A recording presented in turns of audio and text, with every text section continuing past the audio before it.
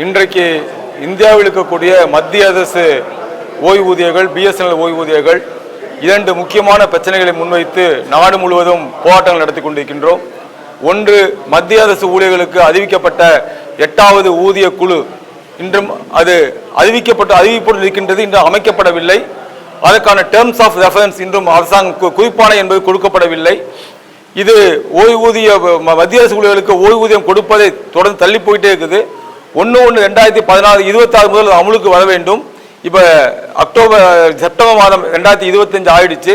இன்னும் அந்த ஓய்வூதிய 8வது ஊதிய குழு என்பது இன்றைக்கு அமைக்கப்படாமல் இருக்கின்ற காரணத்தினால இது நிச்சயமாக அமைக்கப்பட்ட பிறகு குறைந்தபட்சம் 18 மாத காலம் அதனுடைய அறிவிப்புகள் கொடுப்பதற்கு வருவது.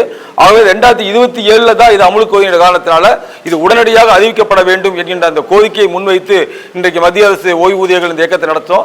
இரண்டாவதாக, கடந்த மார்ச் மாதம் நாடாளுமன்றத்தில் மத்திய அரசாங்கம் நிறைவேற்றி இருக்கக்கூடிய pension validation bill 2020 pension validation act 2025 ஓய்வூதிய மறுபரிசீலனை மசோதா சட்டம் என்பது நிறைவேற்றப்பட்டிருக்கின்றது.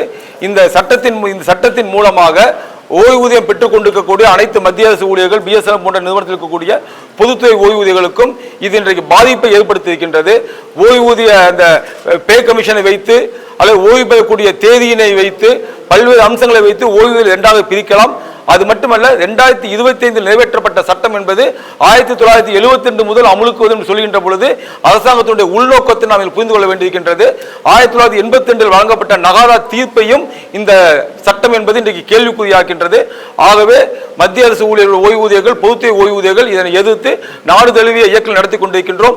ஆர்ப்பாட்டத்தை நடத்தினோம், பிரம்மாண்டமான மனித சங்கிலி இயக்கங்களை நடத்தினோம், கருத்தங்களை நடத்தியிருக்கின்றோம். இன்றைக்கு பத்திரிகையாளர் சந்திப்பு, நாடாளுமன்ற உறுப்பினர்களை சந்தித்து அவருடைய மகஜர் கொடுத்து நாடாளுமன்றத்தில் இந்த பிரச்சனையை நாங்கள் இன்றைக்கு எழுப்ப இருக்கின்றோம். அடுத்ததாக வரக்கூடிய அக்டோபர் 10 அன்றைக்கு டெல்லி ஜந்தர் மந்தரில் ஒரு பிரம்மாண்டமான பேரணியை நடத்த இருக்கின்றோம். இதோடு சேர்ந்து உச்ச நீதிமன்றத்திலேயும் இந்த சட்டத்துக்கு எதிரான நீதி வழக்கு தொடுப்பை முடிவு செய்து கொண்டிருக்கின்றோம். ஆக எங்களை பொறுத்த மட்டில் நாங்கள் ரோட்டிலையும் சண்டை போடுறோம், கோர்ட்டிலையும் சண்டை போடுறோம், நாடாளுமன்றத்திலையும் சண்டை போடுகின்றோம். ஆக மும்முனை போராட்டத்தை நாங்கள் நடத்துவதற்கு திட்டமிட்டுக் கொண்டிருக்கின்றோம். ஆக நிச்சயமாக இந்த ஓய்வூதிய வேலிடேஷன் பில் என்பது எங்களுக்கு மட்டுமல்ல, அது மாநில அரசு ஊழியர்கள், மற்ற பொதுத்துறை ஊழியர்கள் அனைவருக்கான பாதிப்பை ஏற்படுத்தும் என்ற காரணத்தினால இன்றைக்கு forum of civil pensioners association சொல்லக்கூடிய இந்த அமைப்பு என்பது நாடு தழுவிய போராட்டங்களை நாங்கள் நடத்தி கொண்டிருக்கின்றோம். அதற்கு எங்களுக்கு பொதுமக்களுடைய ஆதரவை நீங்கள் தேடித்தர வேண்டும் என்று பத்திரிகையாளர்கள் வேண்டுகோளை வைத்து முடித்துக் கொள்கின்றேன்.